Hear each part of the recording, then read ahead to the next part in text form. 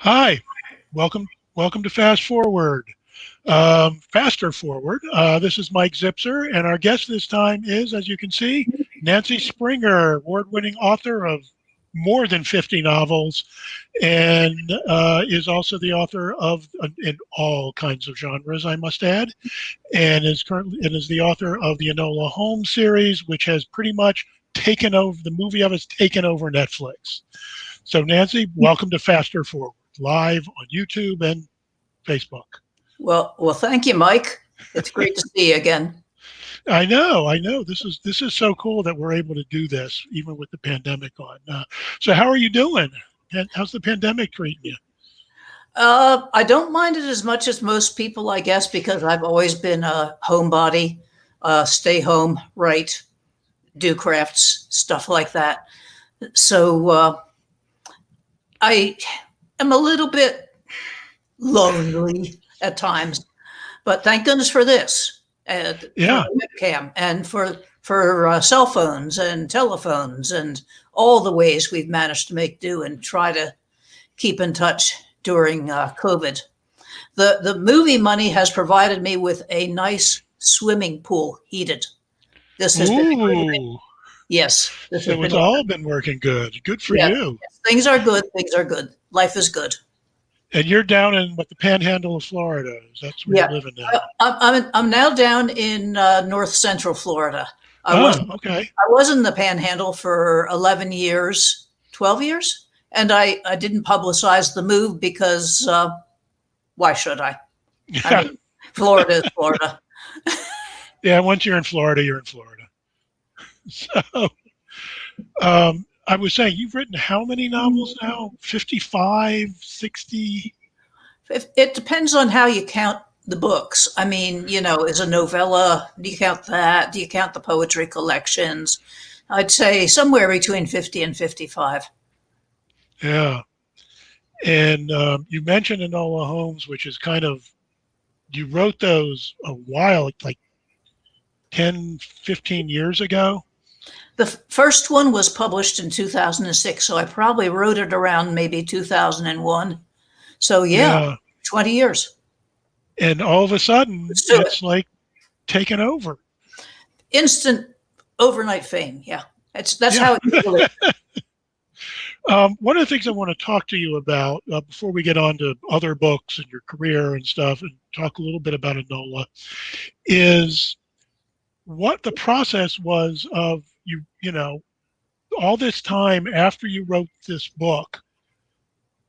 Somebody gets in touch with you and says, I think I want to make a movie based on this. What's the process? What happened with that? Well, a long time ago, when I was first writing fantasy, I talked to David Hartwell and I said, David Hartwell, I said, how do you get a movie? And he says, it's pure luck.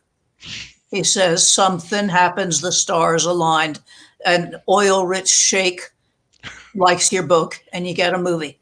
Well, that's exactly what it was. It was Millie Bobby Brown's older sister, Paige, read the book and liked it and recommended it to Millie Bobby Brown. And at the time, I didn't even know who Millie Bobby Brown was. And indeed did not find out who she was until the contract was almost finalized. But it was all, I've written an awful lot of books for young adults, teenagers, and it was basically a 12, 13, 14-year-old girl who made this movie happen. Now, is that karma or what? That's amazing. And Enola Holmes is around 14. that age. Yeah, Yeah, she's 14. 14. In the movie, she's 16, but that's because Yeah, Millie Bobby Brown grew up. yeah, yeah. And I have to say, I thought she did an amazing job of capturing the character. She's an astonishing person. I met her, and she has an aura that I guess I can only call star quality. I've not run into it before or since. She's just a bigger than life person. And she And produced it, right? yes, yeah, she and Paige. At that age. That's astonishing. Yeah, well, yeah, she's a force to be reckoned with. She's in fashion. She's on everybody's show, the Jimmy Kimmel show or whatever. She's all over the place. I think one of the most interesting things from what little I know is that at one point when she was maybe about 8, 9, 10, her family simply gave up everything and decided to make a career out of her, Hmm. and moved uh, to because she had this incredibly strong charisma and this uh, ability to be an actress that you can't learn, that it's born in you. Yeah. And they'd been told that and they believed it. And here she is. And she's obviously pretty darn smart too to be able to put a whole movie together. Well, that was more up to the producer, Harry Bradbeer, and Ah, the scriptwriter, Jack Thorne, who both did wonderful, wonderful work. And I met all these people. I was honored to meet these people. One of the biggest disappointments I have about 2020, which is everybody's absolute year from hell, is that because of COVID, I did not have my premiere and I did not get to go. And this was supposed to be a feature film, a full screen movie, hmm. Billy Bobby Brown's first feature film. And of course, that it got tripped up by COVID and eventually was bought by Netflix, which is excellent, excellent, just fine. But no premiere, no red carpet, no fancy dress, No, no, no first class flight to London. nope, nope, nothing, Oh well. no parade, No ticker tape parade. no. Oh well, but you got a heated swimming pool. Yes, absolutely. And let's see, what else did I get besides the heated swimming pool? A proper dining room. Yeah, Ah, a new house. Yeah, better that's house. pretty cool. Yeah, this And you is. got to see a creation I made got into a movie. I got to go to London and watch the filming for 4 days, and it was the most amazing thing. I had no idea how much was involved. There's 200 people just Yeah. swarming around like ants putting this thing together. And then somebody yells, "Be quiet," and everybody's quiet. And then they all start up again. And I was talking with the guy who played Inspector Lestrade, Hmm. uh, Abdil, I forget his name, I'm sorry. Yeah. It's all And, right. and Adil Abgar, something like that. And I said, "Are you guys done?" Because I'd been watching all morning while they filmed the scene in the barber shop, where, by the way, the barber was actually simply a barber. Oh, Yeah, he wasn't an actor. okay. And, I and guess you needed to be better at cutting hair than acting. well, you want a guy with a straight razor. You want to, Yeah. yeah. So Yeah. no. So I said, "Well, are you guys finished?" And he says, "Oh no, we just did one side. Now we have to do the other side. Then we do it in the mirror. Then we do it close up, and then we do it from the top, and maybe from the bottom." No, no, we're not finished. They repeat the same lines 1,000 times. Yeah. After a while, at one point, I heard Harry Bradbeer say, "Guys, you're starting to rattle off your lines. Come back in character." Hmm. I would imagine that's a problem when you do it that often. And it Yeah, was a great. I have to say, it's a great cast. How much were you involved in the writing or any of the actual process of the creation of the film? I was a consultant. I saw every script, and you would not Ah, believe how much the script changed.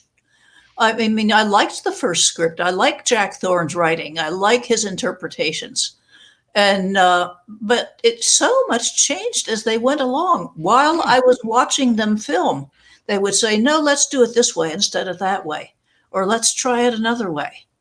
And there were scenes filmed that were, so much ended up on the cutting room floor because that's the business. yeah, it's the business. But I didn't realize what an organic process it was, that the scripts that I saw would change right there on the set Hmm. according to how the chemistry worked between the actors and how it seemed to play out in real time Would he really say that? No, I think he would have said this instead. And there went the script. Huh. That's amazing. And the other thing that I liked about it was the way it captured the feel of the books. They have to change things because you can't take a Of novel course. and make it into a movie without compressing things and you lose things and Yes. all that. But I thought it felt like the book. It had the heart. It absolutely did. It had such good humor and such whimsy, Hmm. and all the things they did with the pop-up figures and the Yeah, Victorian illustrations they just had such fun with it, yeah. And having her break the fourth wall and talk to the camera, which I is thought not was simple. no, I thought that was brilliant. Yeah. Only a person, Henry Cavill, in one of the interviews, and I met Henry Cavill too, by the way, and he is so hot you would not believe it. But, but there it is. There it is.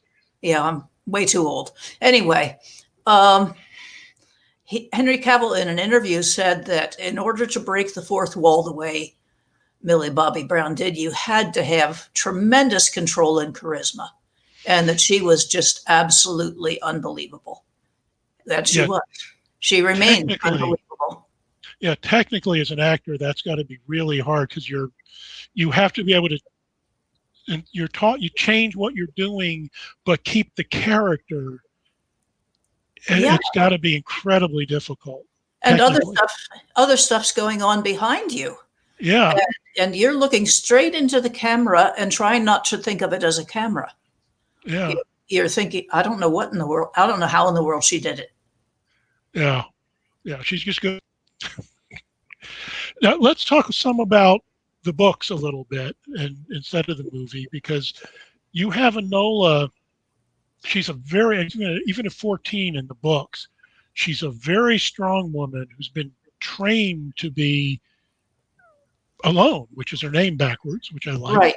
Yeah. by her mother Yes. from when she was young. And she's a pretty. Were you kind of like that when you were young? Absolutely. That mother is based on my mother. The mother in the books is very different than the mother in the movie. Yeah. And it works both beautifully in the books and in the movie, but they were completely different. The mother in the books was like my mother. She simply did her art and let me alone. Uh, Hmm. I mean, she would try to feed me. She considered ketchup a vegetable, um, and she would try to clothe me. And Hmm. hand-me-downs were clothes. And I had a great deal of benign neglect where I was simply expected to, though the one thing she did do was being an artist, she had a tremendous eye. And probably a dozen times a day I would hear, Nancy, look at the sparrowhawk. Look at how green the grass is. Look at that sky. And she made a writer out of me without meaning to, I think, because Oh, I was inside my head and looking. and looking, yeah, yeah, and that's what writers do. Oh, and nature was always important. You had said somewhere that you kind of grew up in Eden, Yeah, where you well, were it was outside all the time. all the time. That was one of my father's rules. If it was not absolutely pouring down or sleeting or, hurricane or blizzard conditions, everybody was supposed to be outside. Kids were supposed to be outside. You came home from school, you changed into your other clothes, and you went outside, period, until dark or whatever. And it's odd that we all loved reading so much because it's kind of hard to read outside. But we all did love reading, and it was kind of a privilege and a pleasure that we enjoyed after dark or on days when it was impossible to be outside. My father would sit and read in the evenings, and we would do the same. Hmm. So yeah, it was either outside or reading a book. There you go. Then your life has had a lot of ups and downs, and Oh, you've been very open talking about the times you went through clinical depression and getting out of it and your whole life. But things are pretty good now. yes. There's three factors there: the new husband, the Hmm. movie, and the Prozac. Ah, there you go. It finally happened. And they are you've had recently since Enola Holmes books. Recently, you've had new books coming out. One is the Oddling Prince, which Yeah. came out recently. Yeah, you got it. Here we go. Let's There it is. get it right up next to the head there. There we go. Yeah. Okay. This was my culminative effort at fantasy. This was me writing the last fantasy I was ever going to write and doing it to the very best of my ability. And I have to say, all my life I've been uh, obsessed or kind of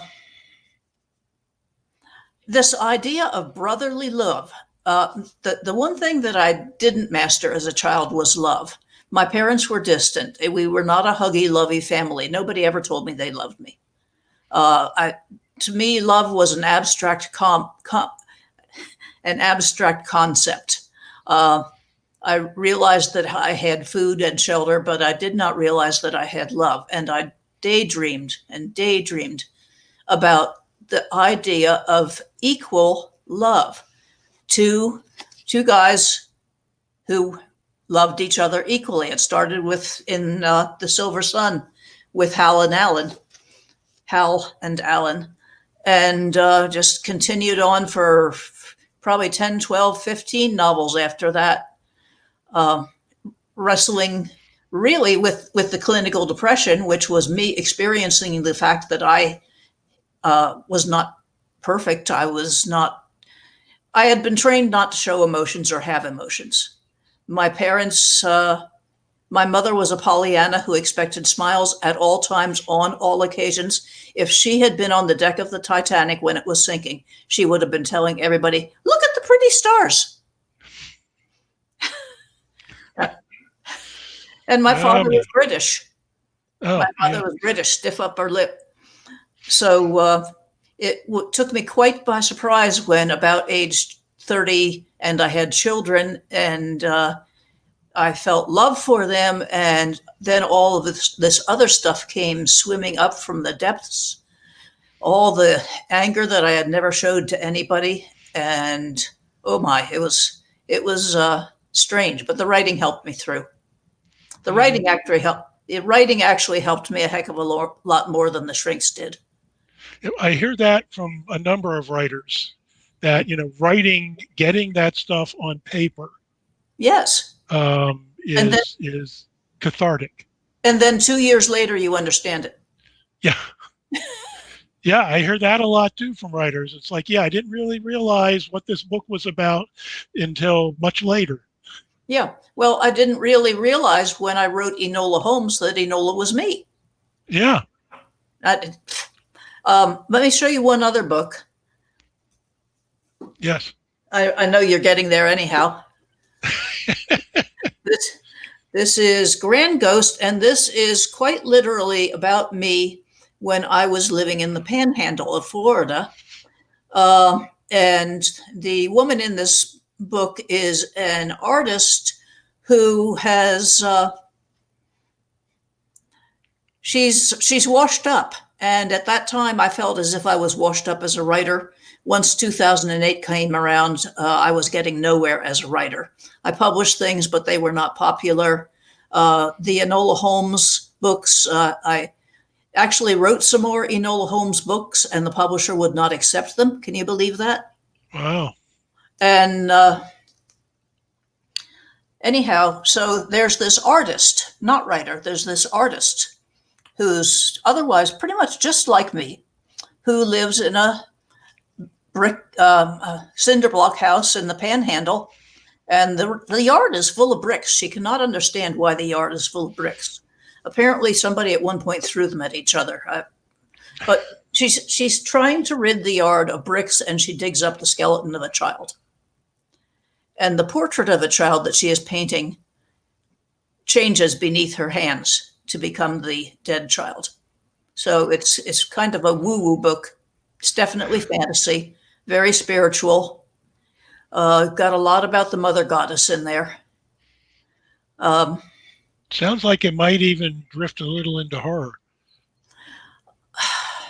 no, in the end, we end No? up uh, maybe a touch. I guess some people might find parts of it hard. Yes, definitely. When I come to detail the abuse that made him dead, that part's hard to take. But we save him at the end. He he And he he's saved from being a ghost and a picture and all the rest of it, and he's laid he attains peace. oh, that's good. Did you? Let me ask you something else here. Did you always know you were wanted to tell stories and be a writer? Did you one of the people that came to it later? I had no clue, none whatsoever. As a matter of fact, after I guess the only thing I knew was that I didn't want to be a school teacher. And when I was raised, that was what was expected of a bright girl. You were going to be a school teacher or a librarian, and your classmates were going to be beauticians or nurses or secretaries. That was it. Those were Yeah. the five choices. And I knew I didn't want any of those. And I managed by sheer luck to finagle a good college. Instead of being sent to teachers college, I got a musical scholarship at my local college, which was Gettysburg College. I played violin in Gettysburg College Orchestra from the time I was in middle school until long after I had graduated. I played violin in that orchestra. So I ended up going there and being an English lit major. Do you want fries with that? And ended up marrying simply because had no idea what else to do. And my parents were obviously past, my mother was 40 when I was born. So by the time I was 20, she was 60. My father was 63. They were on the verge of retirement. They were not about to send me to grad school. I sensed this. We never talked about anything. I mean, one of the amazing things about being raised in that kind of family was that the more important anything was, the less anybody ever talked about it whatsoever at all. But I knew. So I married this guy. And a few months into that, I realized that that wasn't the whole answer. And I had those daydreams that had been with me since I was a teenager, those intense daydreams, but no place to go with them. Every writer I had studied in English lit was male, except Jane Austen, and I didn't want to write romance. Joanna Russ wrote a couple of brilliant books about this, how to suppress women's writing, and Yeah. a woman at that time in history simply had no mythos built up to which to grab hold of. And it took me a good year to figure out that if I put those daydreams in the form of fantasy, maybe they wouldn't be totally ridiculous. And then that's what I did. And that's when I started writing. Just to offload the fantasies, I told myself it was just a hobby like crocheting. It was just something I was doing. My main thing was that I was a housewife and I was a preacher's wife. Can you imagine that? And Not really, no. no, I did strange things when I was young. And Yeah, we all did. yeah, we all do. So after the fifth book was published, I realized that I was a writer and I started writing first instead of doing the dishes first. But up until then, I just had a hobby. Yeah, yeah. I was trying to remember what the first book of yours I read was, It might have and been the Sons. I think it might have been Hexwitch of Seldom. It might have been which one? Hexwitch. Oh, Hexwitch of Seldom. Yes. Yeah, See, I've got too many. I forget their names. I know. But I was looking back and I was thinking, I think that might have been it. I'm not sure. yeah, I didn't And write I've that. been reading you forever. Yeah, that didn't take place until I had realized I was female. Up until then, Ah, I wrote only from male point of view. It took me a good ways into the clinical depression and the shrinks in the books and all the rest of it to realize that, yo, you're a girl. Sort of, sort of like Millie Bobby Brown in the movie. hmm And I started writing from female point of view at first in Wings of Flame, and it was a very, very desperately upsetting, painful female point of view. Maybe first in Chains of Gold, but yes, by Hex Witch of Seldom, I was well along into that transition, and I was starting to think about the looking out instead of inwards all the time. And I was writing contemporary fantasy rather than long ago and far away. And I was gradually branching out into other areas of literature. yeah, yeah. Now, one thing that's interesting to me is that Enola Holmes wasn't kind of the first time you did a little twist on kind of a legend, because you did Yeah. Rowan Hood, Right, which was a kind of half elf daughter of Robin Hood right. who disguises herself as a boy to join his band of merry men. Yes. And I love the idea of Robin Hood having a half elf daughter. Yeah. That was my idea too. Jane Yolen was doing the Sherwood anthology at the time, and I was having lunch with my editor, who a very nice lunch. And I recall that it was French and there were cloth napkins in New York City. Ooh, fancy. And yeah, I had good vibes going at that time. And he mentioned Sherwood, and I said that I would write a story for it. And then I thought about the Sherlock Holmes daughter idea. But before then, I had done, at the same editors, at Michael Green's suggestion, I had done Mordred and Morgan Le Fay. So Yeah, that's right. I started out with the Arthurian mythos. Yeah. And yeah, my first, no, not my first, my second agent told me to go with a classic chassis whenever I could. And, you know, as a woman who didn't have a mythos, I used the ones that were already out there. You used the ones that existed. You borrowed them. And improvised Yeah. Yeah. and shimmed, made some changes. Yeah. Yeah. So, what are you working on now? Not much. Well, yes and no. I after the movie came out, I considered myself retired. I mean, my baggage is unpacked. That's a quote from John Updike. After a while, you simply unpack the bag. You're totally dependent on all your childhood and adolescent and early adult angst. And after a while, you really do get to a place where you have come to terms. I knew it was happening when the daydreams stopped, Ah, which was not until I was in my 60s. But the daydreams simply stopped. I no longer have to daydream to get to sleep. I've got a husband. Anyway, a good and proper husband. yeah. Anyway, so I considered, okay, I'm retired. I considered The Grand Ghost would be my last book. But now I'm back to working on Enola Holmes. Yeah. Because there's 6 of them right now. Right. But I And actually wrote a total of 8. ah, Ah, and I can't that's tell you a whole interesting. lot more, but yes, I'm back to revising and lengthening at an editor's request, and lengthening a little bit and adding this and adding that, and Cool. it feels great to be writing again. I bet. I bet. I mean, it Were felt you great able to to be just fall retired. right into it? Yeah, it felt great to be retired. I had all this money, and I had retail therapy out the waz, but then COVID hit, and Yeah. Oh, I love being retired. yeah. So I am semi-retired, but yes, I am writing a bit on Enola. I'm working on That's Enola cool. again. That's cool. Because man, that is. I mean, there are graphic novels now of her too, right? Oh, there.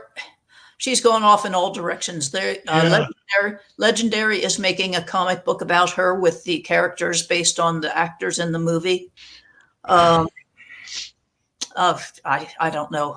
There was a play made about her. I hope.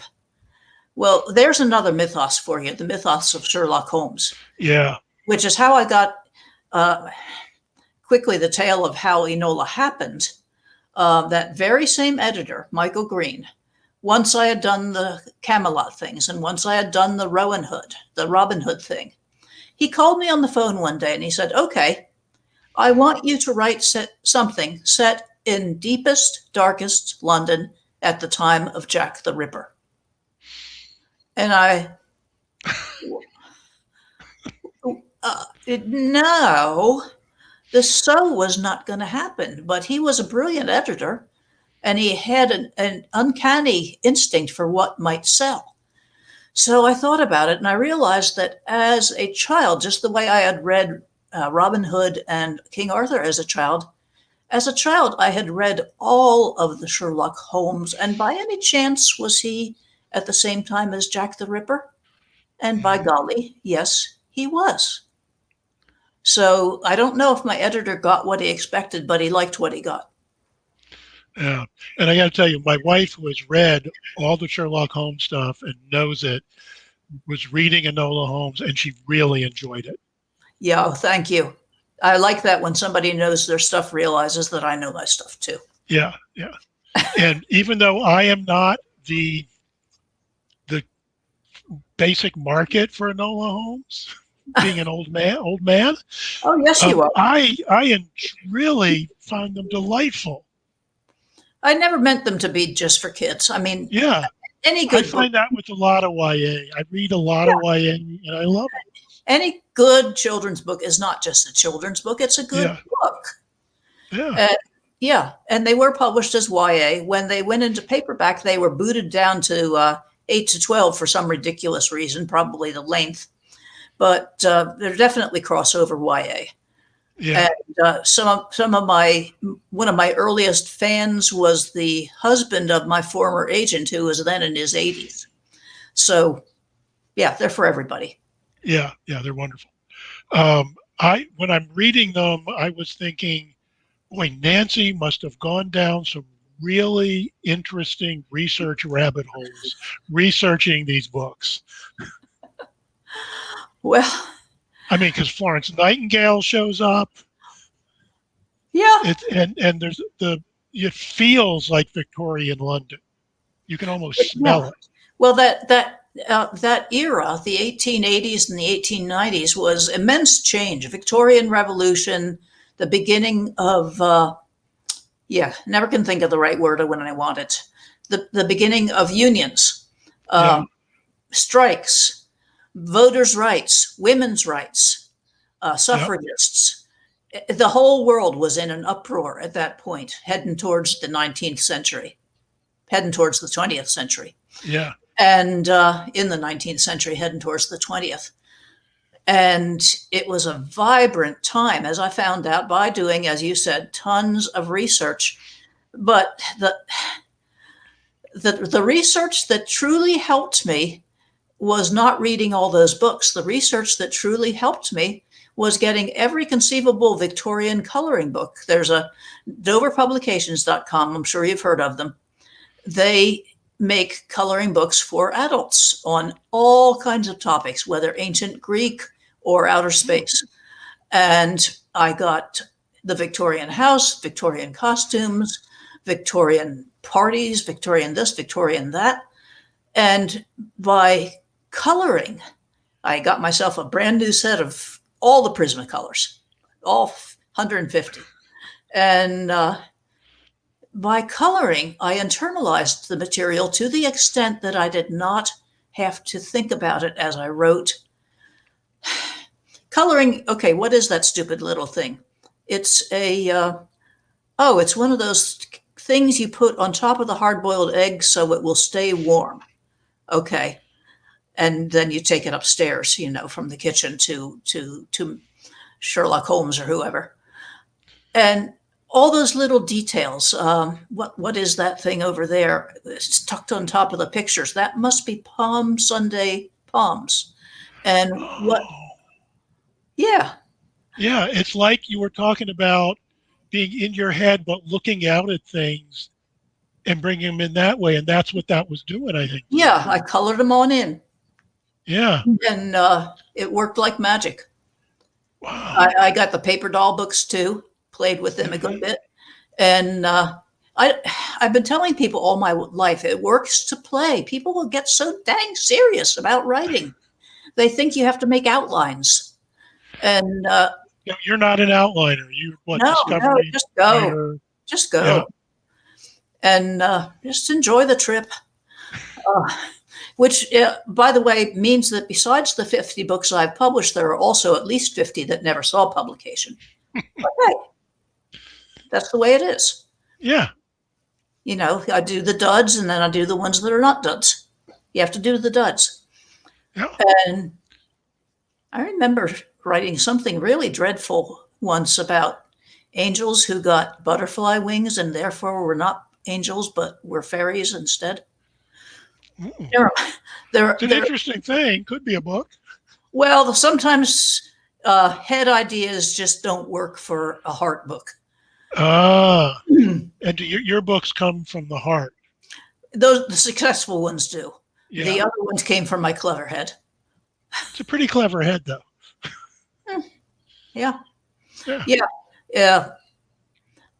I watched a lot of Jeremy Brett, Enola Holmes TV shows too during the research, and that helped tremendously. So it was all a matter of internalizing it. If I had just depended on, like my notes, I would be nowhere. I had to actually turn it. Well, it wasn't that hard for me to turn into a Victorian because I was raised by two Victorians. Yeah. That's what it sounded like. Yeah. Yeah. One of the things I've heard a lot of writers doing research on past times is that with the internet, you can find the maps of the places at the exact, not just time period, but almost month, and what the weather was that day and things like that. So Yeah. you that how much easier the research is. Yes. I've always been a bit of a fudger when it comes to research. No one should ever be grateful to Hitler, but I am in one little way grateful to Hitler because he destroyed London to the extent that it was so much rebuilt that I could fudge things and get away with things, get away with not totally knowing everything about Yeah. Victorian geography. Because So like I said, it felt like you were walking through Victorian London. and I had never been there. Yeah. I had never even been to London, period. And the way you captured the poverty and what it was like for some of the people when she becomes the kind of fake nun going out helping people Right. Yeah. was really, really good. Yeah. Well, being married to a Chilean has a little bit to do with that because my husband, even though he was born in the 20th century, was basically raised in the 19th century. He was raised without electricity, television, or plumbing. Ah, I've heard a lot of his childhood experiences. yeah. All right. So, well, Nancy, we're about out of time. And Wow. we've talked about, I know, well, hanging out, it's always fun with you. I just want to thank you for finding the time to join us here, and it's been wonderful talking to you. And I'm so glad that things are like going so good for you. Yeah. I'm a little bit at this point, I'm a little bit like Joe Biden, who ran for president all his life and finally got there. It's all my life I've wanted a movie and a little bit of recognition, and here I am. And it's And a great. 12-year-old girl gave you a movie. Yes, of all That's- the things, That's pretty damn cool. that is ultimately cool. Yeah. Uber cool. Yes. Yeah. So thank you so much. Thank you, I Mike. really appreciate it. I love talking to you as always. And maybe we'll get to see each other in person again someday. Maybe if this COVID Yeah. ever goes away. Yeah. Well, thank you again. And from all of us here at Fast Forward, this is Mike Zipser saying take care, stay safe, and wash your damn hands. And wear your mask. Yeah.